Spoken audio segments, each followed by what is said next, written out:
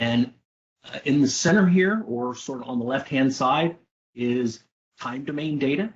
And Mitch, if you want to, I'll let you describe sort of what these channels are and where they came from. Yeah. So these were all measured with an HBM drive system. So what we have are the bottom three graphs that kind of look like a backwards dumbbell.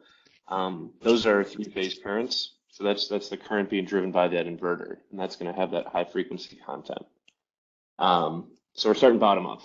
The middle graph, the one with kind of the flat line with little spikes on each end, that's speed. That's taken directly off of the encoder. And we get really good resolution on that speed. So in transient scenarios, you can really understand what's happening. So in this instance, we have a machine that's running at a speed, at a certain torque, and then it's given a load step, and it changes torque. So that little blip we see is the change of torque. And then the very top graph, that is our torque. And we can see that the torque has quite a bit going on. It's not that super stiff line. And that's because we have torque ripple from multiple elements. We have torque ripple from the excitation, which is kind of a slower ripple that we'll probably see a little bit in a moment. And then we have a higher frequency torque ripple, which is going to be more slot related and magnetic related. So we're really seeing that direct current to speed to torque, which is going to be pretty cool when we start analyzing that data. Thanks, Mitch. So as Mitch pointed out, there's a lot going on here. In a few minutes, we're going to zoom in and actually show you, because it's actually very visible in the time domain. But we also want to demonstrate when you take this time data over into the frequency domain, you're going to start seeing some interesting things. So if I take this section in the center of the torque, RPM, and current, and basically process it, you're going to see that the frequency content is actually in the range of where a lot of the structural modes of the aircraft.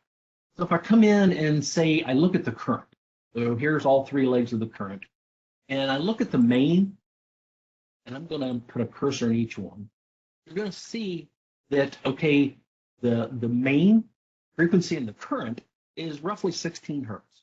But because of the type of motor it is, it's actually twice what the RPM is. So if I look at the side lobe of the current, it's basically around the 8.5 hertz range, which is roughly the frequency of the RPM. And if I jump back here and look in cursor, you can see here that the RPM is roughly 500 RPM. So all these frequencies, the interesting thing is they are down in the range of what structural modes most aircraft have. Anywhere from, say, you could go as low as, say, 3 hertz up to 20, 30 hertz. So, hey, the RPM and current had the frequency content, but look at this interesting thing here. The torque does too. And if you look at the frequency of the torque, it's roughly 8.3 hertz. So you may ask yourself, it's like, okay, who cares? Well, let me show you one. If I come over here and basically start looking at some of the structural modes of the aircraft, you're going to see, and if you see the mode table here, my first mode is at 8.9 hertz, which that torque was at 8.3. So why don't we take a closer look? So I'm going to put the time domain of the torque here, and then I'm going to actually put the frequency domain of the torque next to it. And we'll go ahead and graph all these so you can see sort of what we're talking about. And remember, Mitch was talking about torque ripple. Well, if we take and actually zoom in on this time domain data of the torque, you can start seeing, one, the transient. Now that's lower frequency. I think the transient is in the roughly, I don't know, 3 hertz range, 4 hertz range. But now start looking at the actual ripple that's on top of the static. That frequency content right there is this frequency right here. Basically 8.2 hertz, 8.3 hertz, like that. Well, you start looking now at, say, the first flexible mode, which is at 8.9 hertz.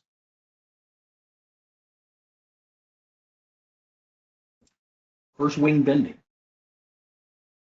Just a little more of the amplitude. So now can you start seeing how the number of motors that are on a wing and the fact that they're actually, propeller type motors, or that's what the motor's driving, that the frequency content and the speed, the RPM of those motors can line up with these structural modes.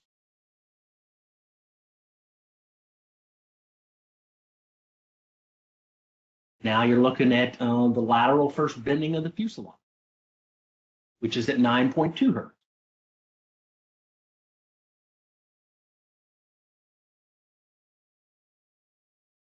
Now you can look at the 17.4 hertz mode, which is vertical bending of the fuselage.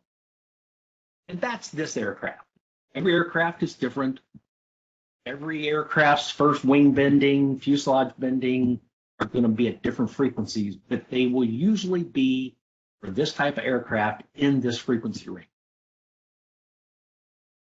So you start looking at, again, the different frequency content. I look at the current, again, 16.6 hertz, which you might think, okay, it doesn't show up real large in the current or in the torque, but sometimes it don't take very much to excite these modes. It's depending on their damping to how sensitive they are for these types of excitation.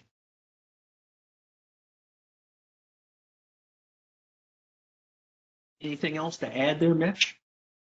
No, I just love this demonstration because, on the electrical end, we started seeing this with guys doing system level analysis, getting, tens and 50s and hundreds of accelerometer channels. And this is just the greatest illustration of why characterizing electrical and mechanical in parallel is so important.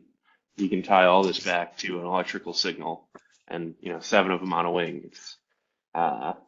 It's wild stuff, and it's very cool. So thanks for this demonstration, Doug. Well, especially when you start looking at electrical, vertical, and takeoff, and landing, where some of these motors, they will rotate from being horizontal to now being vertical for takeoff and landing. Well, now you're putting excitation into these wings in the plane that they're the weakest in, the vertical plane.